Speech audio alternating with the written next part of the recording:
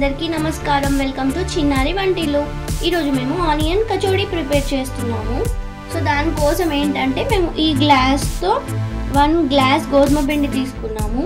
So దాంతోపాటు కావాల్సిన ingredients ఏంటంటే కొన్ని ఆనియన్స్ చిన్న చిన్నగా కట్ చేసి పెట్టుకోవాలి, అలాగే కొంచెం శనగపిండి, కొంచెం అల్లం వెల్లుల్లి పేస్ట్, కొంచెం జీలకర్ర, టేస్ట్కి సరిపడా కారపొడి, ఇంకా ఉప్పు, ఇంకా ఓమా, ఇంకా కొంచెం ధనియాల పొడి, అలాగే నూనె, పసుపు, ఇవన్నీ తీసుకోవాలి.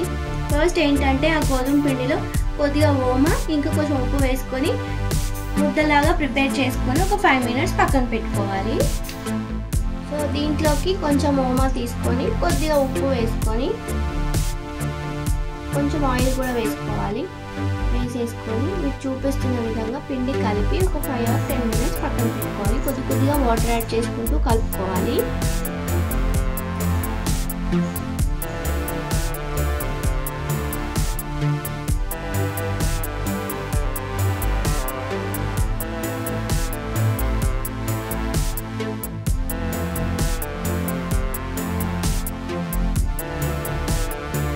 మంచిగా ముద్ద ఇలా ప్రిపేర్ చేసేసుకొని పైనుంచి కొద్దిగా ఆయిల్ రాసుకొని ఒక 5 మినిట్స్ గ్యాప్ పెట్టి పక్కన పెట్టుకోవాలి. ఈ లోపు ఏంటంటే దాంట్లోకి మేము స్టఫింగ్ ప్రిపేర్ చేస్తున్నాము, చూడండి. సో దానికోసం ఏంటంటే మేము గిన్నె పెట్టేసుకొని స్టవ్ ఆన్ చేసేసుకొని గిన్నె పెట్టుకొని ఆయిల్ వేసుకున్నాము.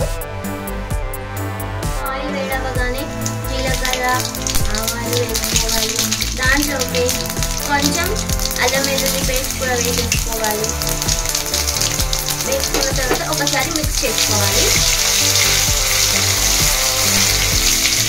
సో ఇప్పుడు దాంట్లోకి చిటికెడు పసుపు కూడా వేసుకోవాలి.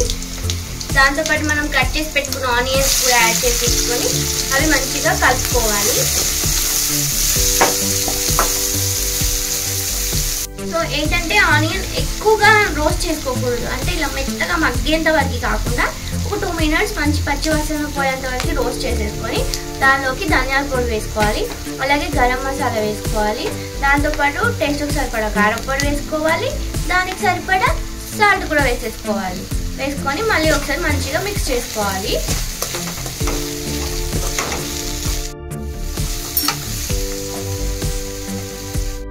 చూసారు కదా, అన్ని వేసుకొని మంచిగా 1 మినిట్ మిక్స్ చేసుకున్నాక కొంచెం శనగపిండి వేసుకొని అది కూడా రోస్ట్ అయ్యే వరకు కలుపుకోవాలి, జస్ట్ పచ్చి వాసన పోయేంత వరకు.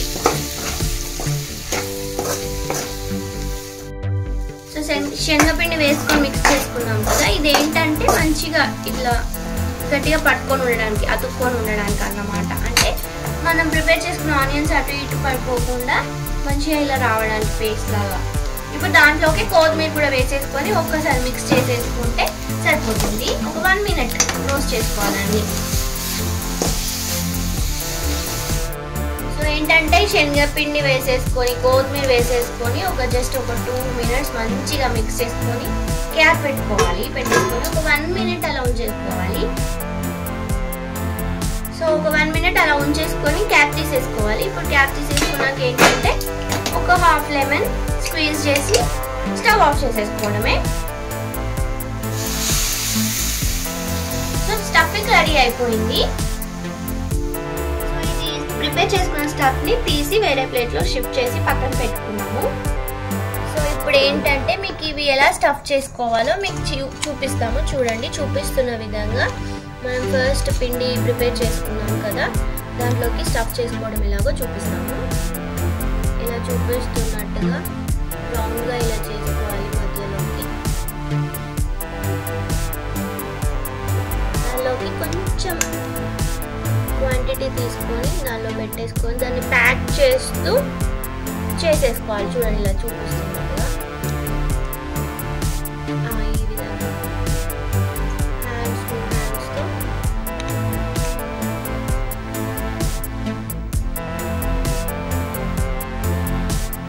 సో ఇలా లోపల పెట్టేసుకొని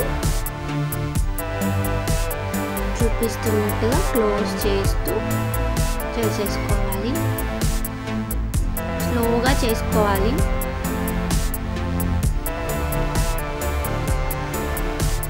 సో మిగతావన్నీ కూడా ఇలాగే ప్రిపేర్ చేసుకొని చూపిస్తాము. ఫస్ట్ అన్ని స్టఫ్ చేసుకొని పక్కన పెట్టుకోవాలి.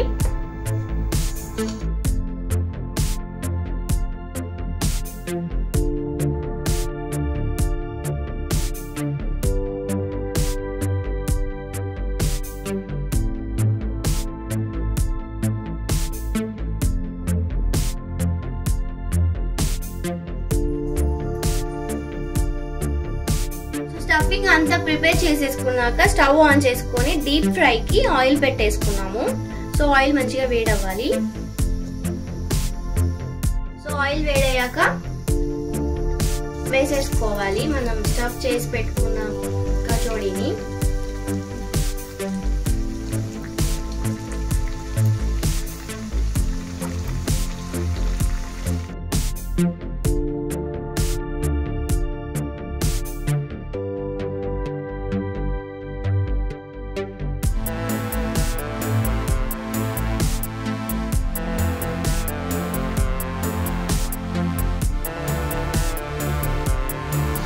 మంచిగా 2 సైడ్స్ గోల్డెన్ బ్రౌన్ కలర్ వచ్చేంత వరకు ఫ్రై చేసుకొని తీసి పక్కన పెట్టుకోవాలి. మిగతావన్నీ కూడా ఇలాగే ఫ్రై చేసుకొని పెట్టుకుంటాము కదండి. అన్నీ ఇలాగే ఫ్రై చేసేసుకొని పక్కన పెట్టేసుకున్నాము. సో ఇంతే అండి, ఈజీ అయిన కచోరీ ఈజీగా ప్రిపేర్ చేసేసుకోవచ్చు ఇంట్లోనే. ఇష్టంగా ఉంటే సాస్తో తినొచ్చు, లేదంటే ఇలా కూడా తినొచ్చు, బాగుంటుంది. టేస్ట్ మాత్రం చాలా బాగుంటుంది. సో మీకు కనుక ఈ వీడియో నచ్చితే లైక్ చేయండి, షేర్ చేయండి, కామెంట్ చేయండి. అలాగే మా ఛానల్ని సబ్స్క్రైబ్ కూడా చేసుకోండి. థ్యాంక్ యూ అండి. థ్యాంక్ యూ ఫర్ వాచింగ్ చిన్నారి వంటిల్లు.